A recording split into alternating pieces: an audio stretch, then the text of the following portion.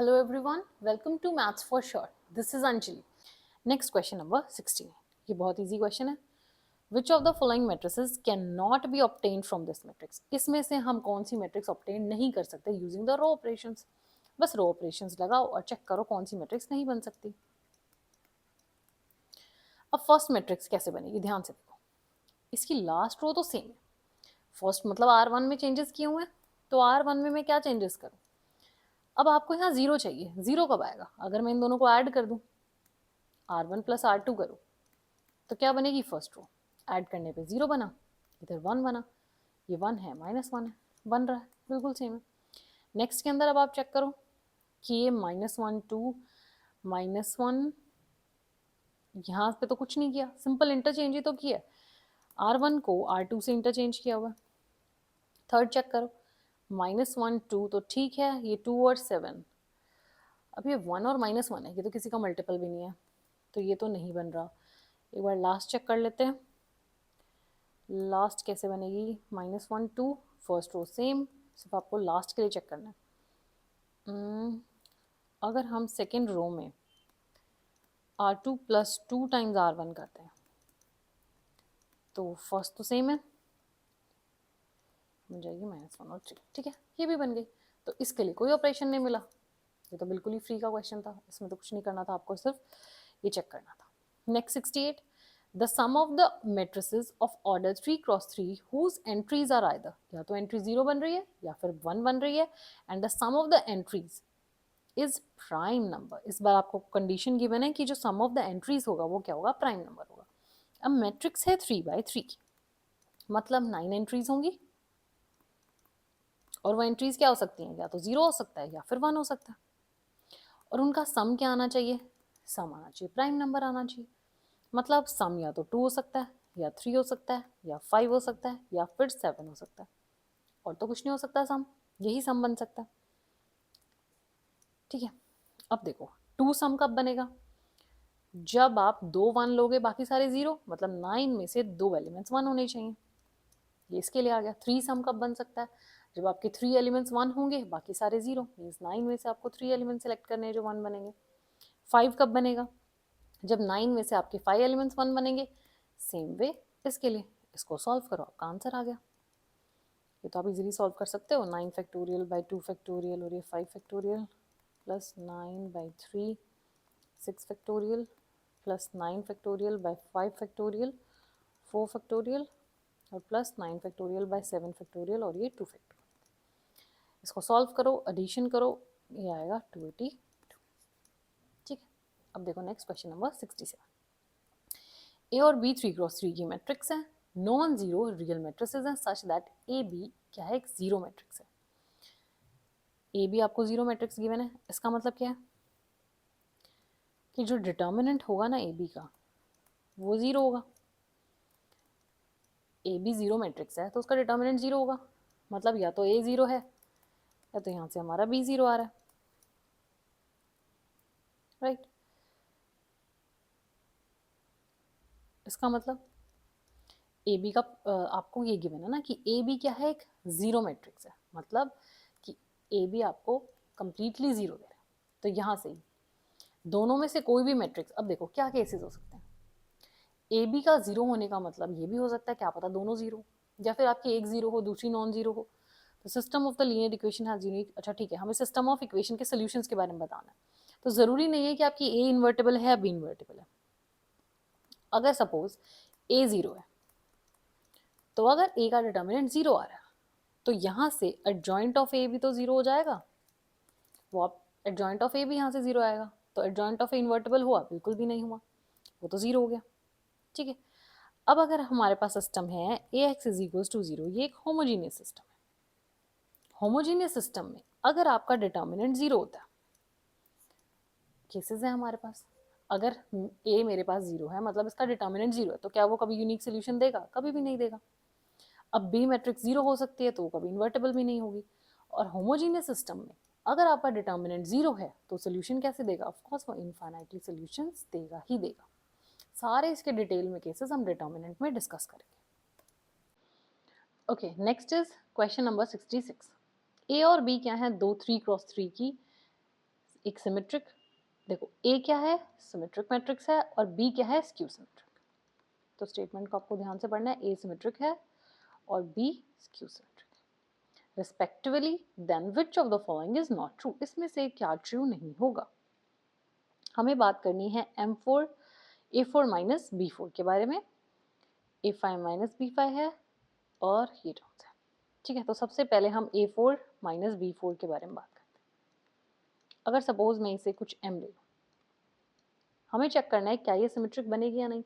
Symmetric कब बनेगी, ये M है सपोज। सिमेट्रिक बनाने के लिए मुझे प्रूव करना है कि M is equals to M transpose है। अगर ये कंडीशन मैंने सेटिस्फाई कर दी तो ये सिमेट्रिक बन जाएगी। तो क्या करें, दोनों साइड आप ट्रांसपोज ले लो। A4 माइनस B4 का ट्रांसपोज हो गया is equals to A4 transpose, interchange करके लिख लो, कोई फर्क नहीं पड़ता, minus B transpose raise to the power 4। अब देखो ए कैसी मैट्रिक्स है, सिमेट्रिक मैट्रिक्स है, तो यहाँ तो ए और ए ट्रांसपोज इक्वल ही होंगे। बी तो स्क्यू सिमेट्रिक थी, तो इसकी कंडीशन के अकॉर्डिंग बी किसके इक्वल होगा, माइनस बी ट्रांसपोज के इक्वल होगा। ठीक है, तो ए के अकॉर्डिंग ए ट्रांसपोज तो ए के इक्वल हो गया और बी ट्रांसपोज माइनस बी के इक्वल हो गया। तो ये कितना आया, A raise to the power 4 minus B raise to the power 4 M के इक्वल आ गया। तो मतलब एम ट्रांसपोज एम के इक्वल हो गया, तो वो क्या हो गई, सिमेट्रिक हो गई। आपको नॉट पे टिक करना है, कौन सी नहीं बनेगी। अब नेक्स्ट चेक करते हैं ए बी माइनस बी ए के लिए, क्या ये सिमेट्रिक है। सेम वे, अब मैं m को सपोज कर लेती हूँ कि ये क्या है, A B minus B A. Again हम प्रूव करेंगे that m is equals to m transpose, तो आप ट्रांसपोज ले लो, ट्रांसपोज लेंगे तो ये बनेगा। ट्रांसपोज रिवर्सल लॉ फॉलो करता है, ये सबको पता है। तो ये क्या बनेगा, B transpose A transpose minus A transpose B transpose. अब वैल्यूज पुट करो, बी ट्रांसपोज किसके इक्वल है, ये रहा, माइनस बी के इक्वल आएगा। ए ट्रांसपोज तो ए के इक्वल आएगा, माइनस ए ट्रांसपोज ए के इक्वल और बी ट्रांसपोज माइनस बी के इक्वल प्लस बी। तो ये यहाँ से किसके इक्वल आ गया, बी ट्रांसपोज माइनस बी के इक्वल, राइट। एक minute, B transpose minus B के इक्वल आएगा ना, हाँ तो ये बन तो गया, सेम बन गया, ए बी माइनस बी ए। तो आपने m लिया, m ट्रांसपोज के इक्वल आ गया, ये भी अगेन सिमेट्रिक आ गई, तो ये तो ट्रू है। अब नेक्स्ट आपको स्क्यू सिमेट्रिक के लिए ले लें। अब अगर हम m सपोज करें कि वो B5 माइनस A5 है, स्क्यू सिमेट्रिक में क्या प्रूव करेंगे कि m is equals to minus में m ट्रांसपोज। अगेन ट्रांसपोज ले लो, इसका ट्रांसपोज और ये इसका ट्रांसपोज, तो m ट्रांसपोज क्या बनेगा, b का ट्रांसपोज माइनस b होता है, इसकी power raise to the power 5 है, minus a raise to the power 5 है, तो ये क्या बना, माइनस b माइनस, माइनस का साइन मैं कॉमन निकालू, b raise to the power 5 plus a raise to the power 5, तो ये माइनस m के इक्वल नहीं है, तो ये स्क्यू सिमेट्रिक नहीं बना, तो हमें तो नॉट चाहिए ना, तो ये वाला ऑप्शन आपका करेक्ट हो जाएगा। ठीक है, अब इसको चेक कर लेते हैं। ऑफ कोर्स ये तो बनेगा, एक ही ऑप्शन करेक्ट है। m अगर हम क्या ले लें, A B plus B A, again transpose ले लो, ठीक है, रिवर्सल लॉ फॉलो करेगा, B transpose A transpose plus B transpose, sorry यहाँ पे ए आएगा, ए ट्रांसपोज बी ट्रांसपोज। अब बी ट्रांसपोज की वैल्यू कितनी है, माइनस बी है, यहाँ पे ए आएगा, माइनस बी बना, ये तो ए ही रहेगा और ये माइनस बी बना। ठीक है, सो ये क्या आ गया, माइनस में m, तो ये क्या हो गया, स्क्यू सिमेट्रिक हो जाएगा। आपको m transpose is equals to minus m मिल गया, तो यहाँ से ऑप्शन नंबर सी करेक्ट था हमारा। अब आ जाते हैं क्वेश्चन नंबर 65 पे। ए मैट्रिक्स हमारे पास है, बी मैट्रिक्स हमारे पास है, alpha beta belongs to R, alpha 1 be the value of alpha जो इस इक्वेशन को सेटिस्फाई करेगा, और alpha 2 be the value of alpha जो आपकी इस इक्वेशन को सेटिस्फाई करेगा। लास्ट में अल्फा और अल्फा 2 निकाल के उसके उनको सब्ट्रैक्ट करके उसका हमें मॉडुलस की वैल्यू चाहिए। ठीक है, सो जो गिवन है वहीं से स्टार्ट करते हैं, तो यहीं से स्टार्ट करते हैं। उसने बोला कि अल्फा इसका रूट है, तो बेसिकली इस अल्फा की जगह हम सबसे पहले अल्फा 1 पुट करके देखते हैं। तो आपको इसमें क्या क्या चाहिए, ए भी चाहिए बी भी चाहिए। चलो स्टार्ट करते हैं। सबसे पहले तो हम a प्लस बी का होल स्क्वायर कैलकुलेट कर लेते हैं कि वो आएगा क्या। a प्लस बी का होल स्क्वायर, ये कंप्लीट इक्वेशन लो। देखो a plus B whole square minus A square plus 2 इसको ओपन कर सकते हैं, A square plus B square plus, अब देखो ये मैट्रिक्स है तो ये 2ab नहीं ओपन होगा, ab प्लस ba करके ओपन करेंगे, क्योंकि मैट्रिक्स मल्टीप्लिकेशन आपकी ज़रूरी नहीं है कि ये इक्वल हो। ठीक है, यहाँ से ये इससे कैंसिल हो गया। अब आगे देखो, ये बना हमारे पास, अब ये किसके इक्वल आएगा। अच्छा ठीक है, इधर इक्वल्स टू है, थोड़ी सी मिस्टेक है इसमें, तो यहाँ पे स्टेटमेंट में इक्वल्स टू है, ये इक्वल टू, तो बी स्क्वायर किसके इक्वल आ गया, B square plus A B plus B is equals to 2 2 2 2। तो मतलब हमें ये वाली वैल्यूज चाहिए। आपके पास ए भी है, आपके पास बी भी है, आप इजीली कैलकुलेट कर सकते हो। ठीक है, ए बी का प्रोडक्ट करो, बी का प्रोडक्ट करो और उसको यहाँ पे पुट करो। तो ए बी यहाँ से क्या बनेगा, ए और बी को मल्टीप्लाई करेंगे, ये बनेगा beta minus 1 1 alpha plus 2 beta, और ये बनेगा 2। और सेम वे बी ए का प्रोडक्ट करोगे, सिंपल मल्टीप्लिकेशन करनी है आपको, ये बनेगा beta plus 2 alpha minus beta 1 minus 1। अगर एक एक कैलकुलेशन में सॉल्व करके दिखाऊंगी वीडियो बहुत लेंथी हो जाएगी। सो बेसिक मल्टीप्लिकेशन है, ये आप कर सकते हो। अब ये वाली वैल्यूज आप यहाँ पे पुट करो, b को स्क्वायर करके b स्क्वायर यहाँ पे पुट करो, इसको सॉल्व करो और इसे कंपेयर करेंगे। अब जब आप इसे ऐड कर दोगे तो हमें ये मिलेगा beta square plus 2 beta alpha plus 1 alpha plus 3 beta plus 1, और इधर आएगा 2, इधर अगेन 2 2 2 2 चल रहा है। अब आप इसे कंपेयर कर लो, इसको इससे कंपेयर करेंगे, सिंपल अल्फा प्लस 1 किसके इक्वल है, 2 के इक्वल है, तो यहाँ से अल्फा कितना आ गया, 1 आ गया। और हमें क्या बोला था कि alpha 1 is the value of alpha इस इक्वेशन के, तो अल्फा 1 क्या है यहाँ पर, ये अल्फा 1 है, तो अल्फा 1 की वैल्यू कितनी आ गई, 1 आ गई। ठीक है, अब सेम वे आप ये सेकेंड इक्वेशन यूज करो, वहां से जो अल्फा निकलेगा वो हमारा अल्फा 2 होगा। आपको सिर्फ अल्फा से मतलब है, बाकी वैल्यूज हम नहीं सॉल्व करने वाले क्योंकि वो हमारे किसी यूज की नहीं है। तो अब नेक्स्ट देखते हैं, नेक्स्ट इक्वेशन आपके पास क्या है। नेक्स्ट इक्वेशन हमारे पास गिवन है a प्लस बी का whole square minus B square. ठीक है, इसमें से निकलेगी कि ये अल्फा 2 इसको सेटिस्फाई करता है, तो इसे सॉल्व करोगे तो a square plus B square plus 2ab minus B square, oh sorry sorry sorry 2ab नहीं आएगा ना,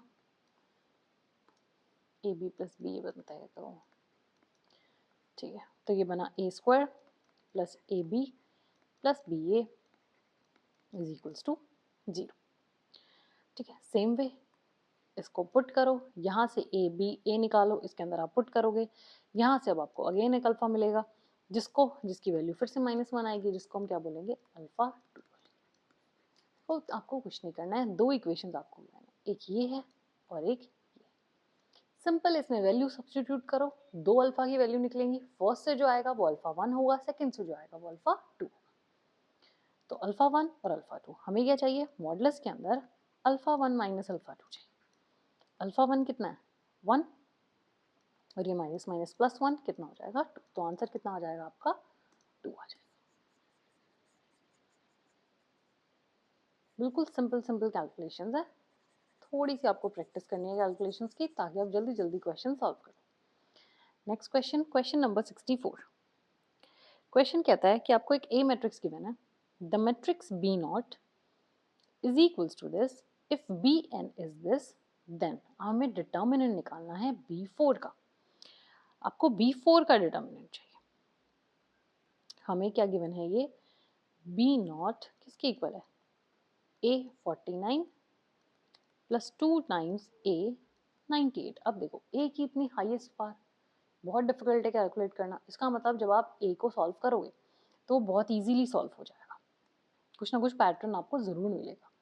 तो पहले आप ए स्क्वायर निकालो, ए स्क्वायर बनेगा 0 0 1 1 0 0 0 1 0।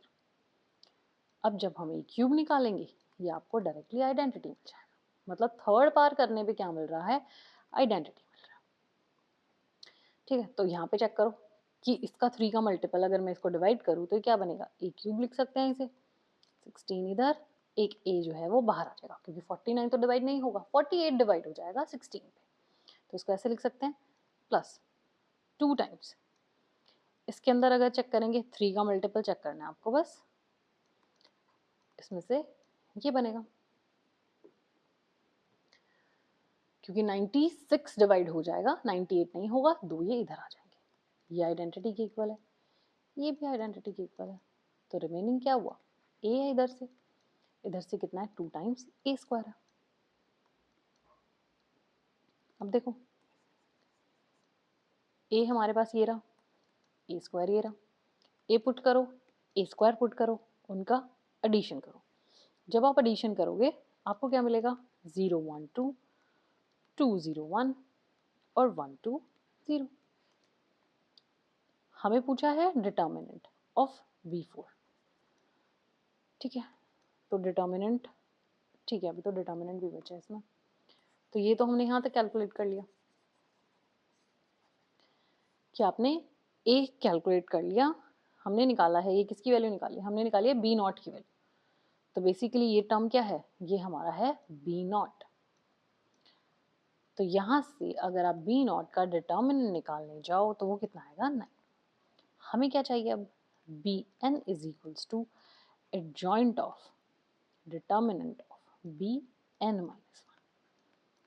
ठीक है, अब इसको कैसे लिख सकते हो कि एडजॉइंट है, एडजॉइंट से जब आपकी टर्म बाहर आएगी और इसे मैं डिटर्मिनेंट में कन्वर्ट करूंगी तो वो क्या बनेगी, उसकी एक पार n माइनस 1 पार बनती है।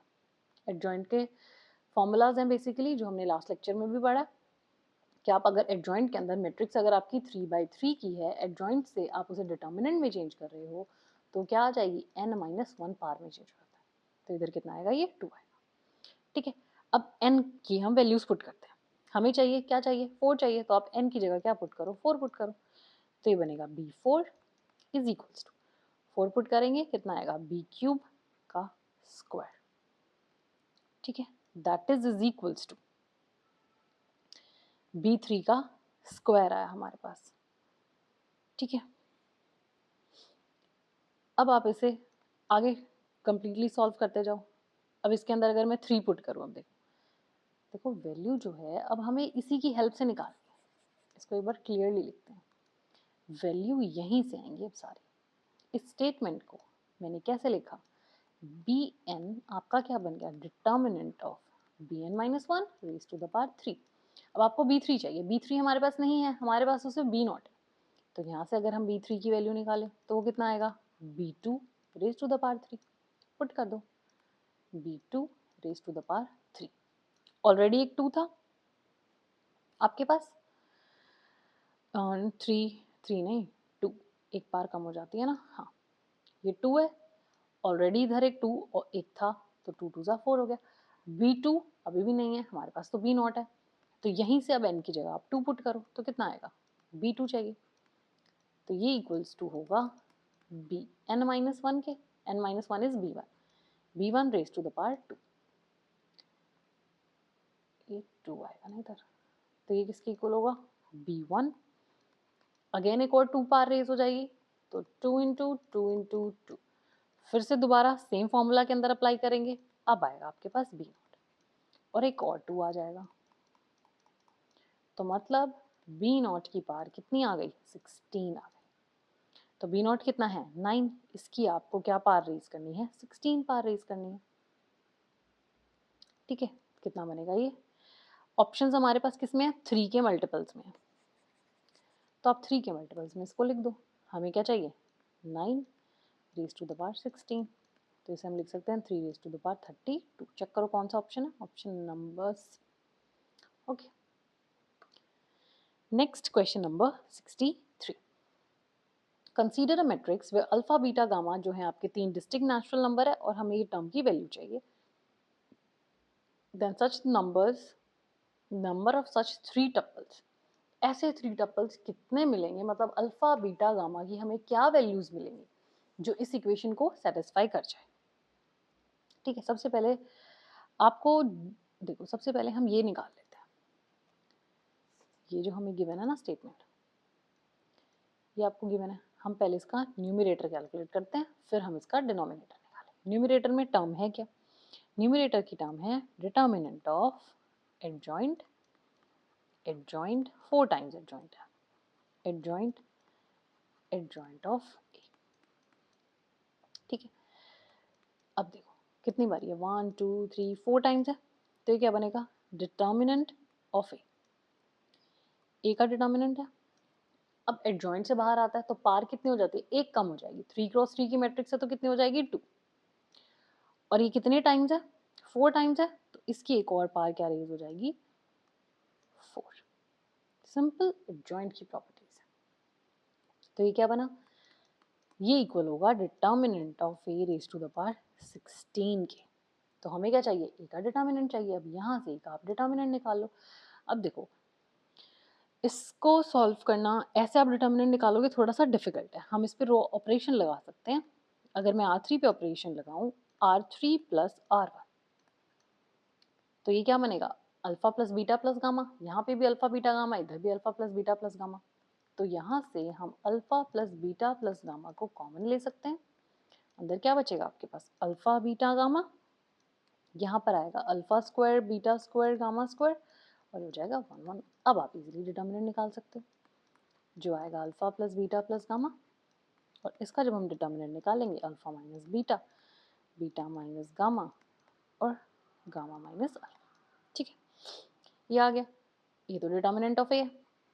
आपको क्या चाहिए, इसकी पावर 16 चाहिए, तो बस 16 पावर रेज कर दो। और इसके डिनोमिनेटर में हमारे पास क्या फैक्टर्स हैं, ये रहे, इसको इसके नीचे लिख लो।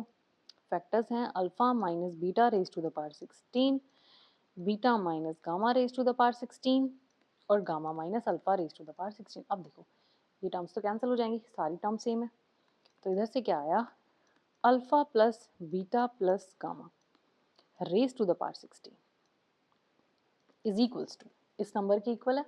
नंबर क्या है, 2 raise to the power 32 into 3 raise to the power 16। इसको भी 16 की पावर में रखो, तो कैसे लिख सकते हैं हम इसे, alpha plus beta plus gamma is equals to, इसको जब हम 16 की पावर में रखेंगे तो ये 4, इधर से 3 और ये 16, तो ये कितना आ गया, 12 आ गया। ठीक है, तो अब देखो, अब आपको ये तो पता चल गया कि alpha plus beta plus gamma का सम है 12 आना चाहिए। अभी क्वेश्चन कंप्लीट नहीं हुआ, हमें वो टप्पल्स में चाहिए कि मैं अल्फा बीटा गामा की क्या डिफरेंट डिफरेंट वैल्यूज लूँ कि मुझे क्या मिल जाए, 12 मिल जाए। तो बस फिर से अगेन केसेस बनेंगे, केसेस बनाते हैं। तो देखो अब हम क्या वैल्यूज ले सकते हैं कि आपको वो 12 मिले, 3 ही वैल्यूज है। आप अल्फा को, पहले तो आप अल्फा को 1 फिक्स कर दो, फिर चेक करते हैं। अल्फा को मैंने 1 फिक्स किया, यहाँ 2 आ सकता है, यहाँ 9 आ सकता है, सम बन गया 12। या फिर यहाँ 3 आ सकता है, यहाँ 8 आ सकता है। 1 फिक्स रखा, इधर 4 हो सकता है, 7 हो सकता है। 1 फिक्स किया, 5 हो सकता है या 6 हो सकता है। ठीक है, अब आप फर्स्ट पोजीशन पे 2 फिक्स कर दो, तो इधर या तो 3 आएगा या 7 आएगा। इधर मैंने 2 फिक्स किया, या तो 4 होगा या 6 होगा। 3 फिक्स किया, 4 होगा या 5 होगा। अब अगर मैं यहाँ पे 4 लिखूँ तो +5, तो ये तो 12 से ज़्यादा हो जाएगा। तो बस यही केसेस आपके बनेंगे। अब देख लेते हैं कितने केसेस हैं। अब देखो 3 टप्पल्स हैं, शफल हो सकता है। इसको मैं 3 तरह से लिख सकती हूँ, 1 पहले फर्स्ट पोजीशन पे, फिर 1 सेकंड पे, फिर 1 थर्ड पे। सेम वे 2 के लिए, सेम वे 9 के लिए। तो मतलब हर एक पर्टिकुलर केस को मैं 6 वेज से लिख सकती हूँ। इसको भी 6 वेज से, इसको भी, इन सभी को मैं कैसे लिख सकती हूँ, 6 वेज ईच से लिख सकते हैं। ऐड कर दो, 1 2 3 4 5 6 7, 7 टाइम्स हो गया। तो 6 इंटू 7 इज 42। तो कितने वेज से लिख सकते हैं हम इसे, 42 डिफरेंट वेज से हम इसे रिप्रेजेंट कर सकते हैं। ठीक है, क्वेश्चन ये दिखने में लग रहा था थोड़ा सा कॉम्प्लिकेटेड, बट आपको बस एक बार आप इसका डिटर्मिनेंट कैलकुलेट कर लो। अगर आप इसका डिटर्मिनेंट कैलकुलेट कर लोगे, ये वाली वैल्यू आपको डिफिकल्ट वैसी लग रही है, कोई डिफिकल्ट है नहीं ऐसे। ठीक है, तो वहां से हमारा क्वेश्चन इजीली हो जाएगा। अब नेक्स्ट क्वेश्चन, क्वेश्चन नंबर 62। अब देखो नेक्स्ट क्वेश्चन में आपको क्या गिवन है, ए मैट्रिक्स गिवन है। अब अगर आप ध्यान से ऑब्जर्व करो इसे, ये करेक्टरिस्टिक इक्वेशन टाइप में गिवन है, हमें डिटर्मिनेंट चाहिए, ये एक स्टेटमेंट आपको गिवन है।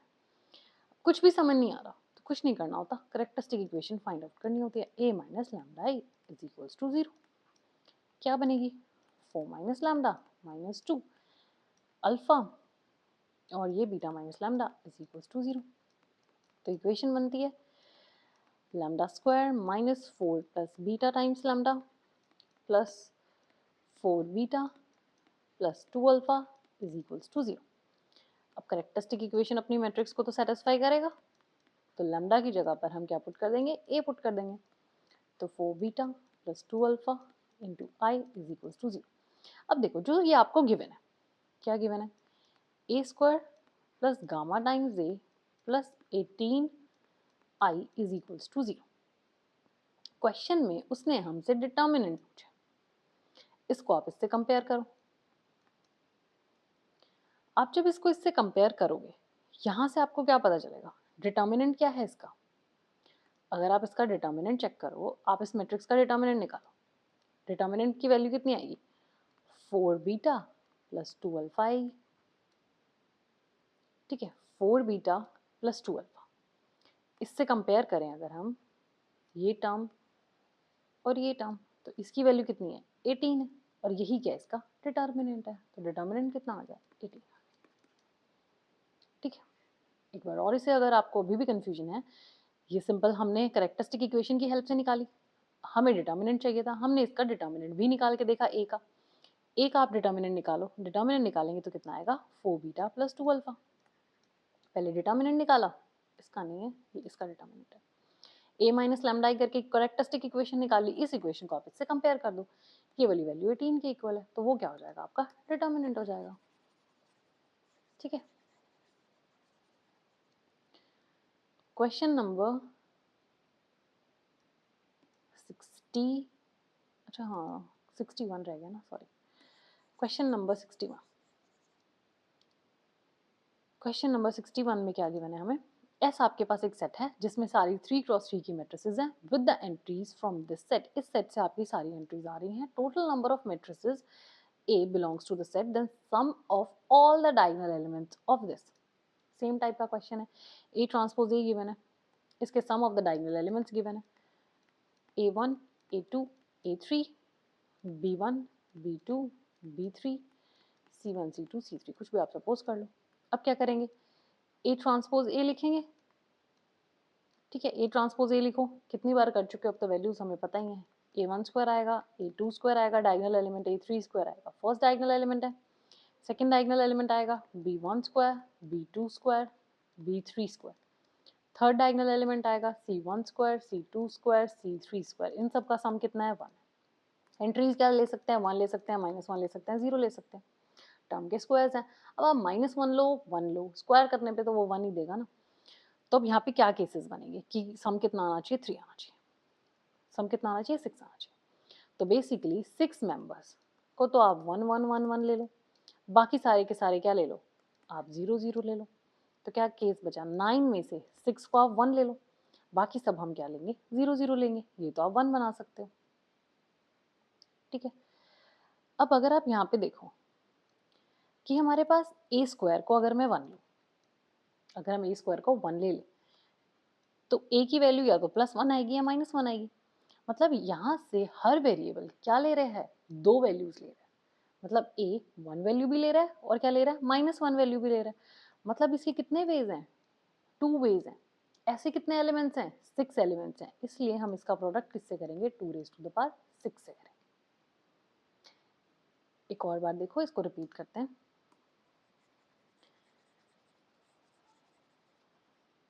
बस यही एक पॉइंट थोड़ा सा इंपॉर्टेंट है इसमें, आपके एलिमेंट्स का सम 6 के इक्वल है, एलिमेंट्स सिर्फ और सिर्फ इसी सेट से आएंगे। तो मतलब या तो मैं 1 1 1 1 2 3 4 5 6 7 8 9 9 एलिमेंट्स होते हैं। ठीक है, मैंने ये सेट बनाया, मतलब 9 में से 6 एलिमेंट्स तो मैंने 1 ले ली, ठीक है। अब अगर आप A1 स्क्वायर को 1 लेते हो तो यहाँ से A1 ऑटोमेटिकली 2 वैल्यूज ले रहा है। A1 1 भी हो सकता है और A1 माइनस 1 भी हो सकता है। सेम वे A2 भी 2 वैल्यूज ले सकता है, या तो 1 या माइनस 1। सेम वे ये भी। कितने एलिमेंट्स हो गए? 6 एलिमेंट्स हो गए, ठीक है। तो अब ये जितने भी 6 है, हर एक एलिमेंट 2 वैल्यू ले सकता है। कितने एलिमेंट्स हैं? 6 एलिमेंट्स हैं, तो 2 इंटू 2 इंटू 2 करेंगे तो यहाँ से कितना आ जाएगा? 5 3 7 6, ठीक है। ऐड करोगे आपका ये इजीली बन जाएगा। Next question number 60। Next question में क्या है? ए हमें गिवन है, alpha beta belongs to R such that, ये कंडीशन आपके पास है और ये आइडेंटिटी की इक्वल है, then alpha plus beta is equals to, alpha plus beta की वैल्यू क्या होगी? ए है हमारे पास, तो देखो ए स्क्वायर आप यहाँ पुट करो, ए यहाँ पे पुट करो, आइडेंटिटी यहाँ पे पुट करो और बस इसे सिंपली सॉल्व कर लो। अल्फा टाइम्स ए स्क्वायर बनेगा -3 -8 8 और 21 प्लस बीटा टाइम्स ए बनेगा 1 2 -2 और -5 is equals to 2 times identity, तो 2 0 0 2। बस आपको इक्वेशन सॉल्व करनी है, इक्वेशंस कंपेयर करनी है। इन्हें अगर हम मल्टीप्लाई करके ऐड करते हैं तो ये आता है -3 alpha plus beta, 8 alpha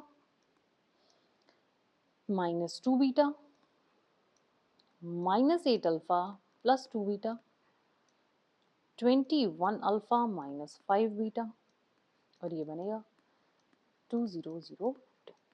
comparison करो, कंपेयर करेंगे जब हम यहाँ पे तो कितना आएगा? -8 अल्फा प्लस 2 बीटा, ये देखो ये टर्म 0 के इक्वल है।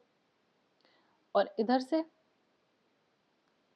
तो ये कितना बनेगा? -4 alpha plus beta is equals to 0, और यहाँ से ये किसके इक्वल है? 2 के इक्वल है। So -3 alpha plus beta is equals to 2। इसको सॉल्व कर लो, सब्ट्रैक्ट करेंगे हम इसे, तो ये कितना आया? Minus alpha is equals to -2, तो अल्फा की वैल्यू कितनी आ गई? 2 आ गई। सेम वे आप इक्वेशन में यहाँ पे पुट कर दो, तो यहाँ से आपको बीटा भी कितना मिलेगा? 2। बीटा पुट करेंगे तो बीटा मिलेगा आपको 8। हमें क्या निकालना है? हमें चाहिए अल्फा प्लस बीटा, तो अल्फा प्लस बीटा कितना आया? 2 + 8 = 10, ऑप्शन नंबर डी। ओके।